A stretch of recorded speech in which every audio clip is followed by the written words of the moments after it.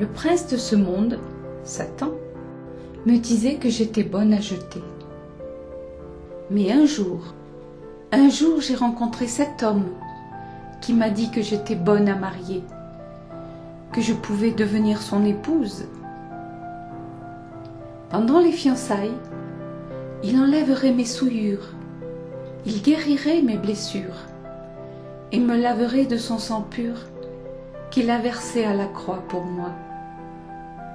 Il m'offrirait un vêtement blanc si je l'accepte comme Seigneur et Sauveur de ma vie, afin que je sois sans tache, pour faire partie de ce corps de Christ, devenir cette pierre vivante, car j'étais morte. Ce Dieu vivant s'appelle Jésus, le Nazaréen, le consacré, le ressuscité.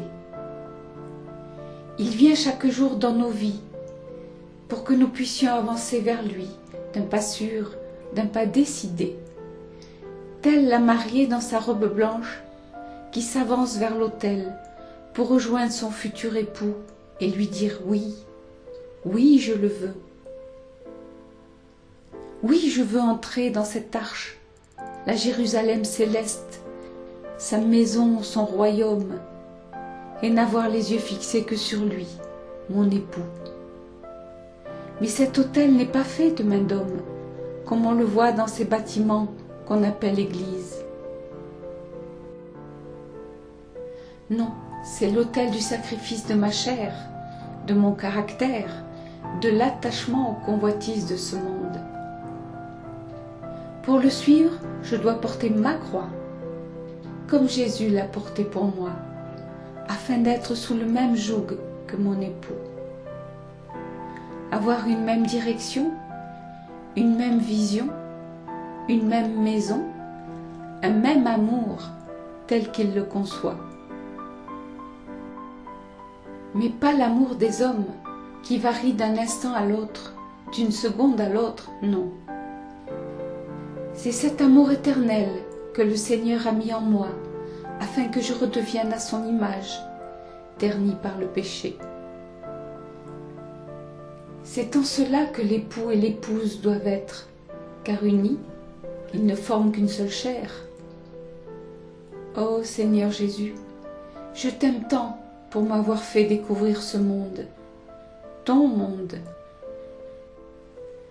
La terre est belle par ta création, mais toi, Jésus, tu me fais voir d'autres beautés, d'autres merveilles, et celles-là sont célestes et touchent mon cœur. Je n'ai pas les mots pour dire à quel point je suis émerveillée de ce que tu as fait en moi et que tu feras. Car qui suis-je pour que tu veuilles encore tourner ton regard sur moi? Cette nouvelle vie que tu m'as offerte n'est pas terrestre, mais céleste. Le jour où on la découvre, on ne peut jamais l'oublier, car elle prend racine dans notre cœur. Ceux qui l'ont aperçue, approchée, rejetée, n'ayant pas une disposition de cœur et un terrain favorable, ne se rendent pas compte à quel point ils ont perdu cette vie.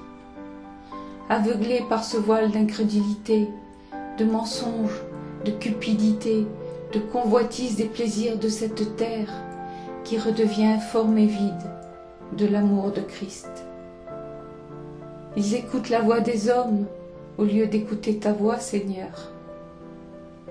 Je te rends gloire, Jésus, de m'avoir ressuscité avec toi et de m'accepter comme épouse. Amen.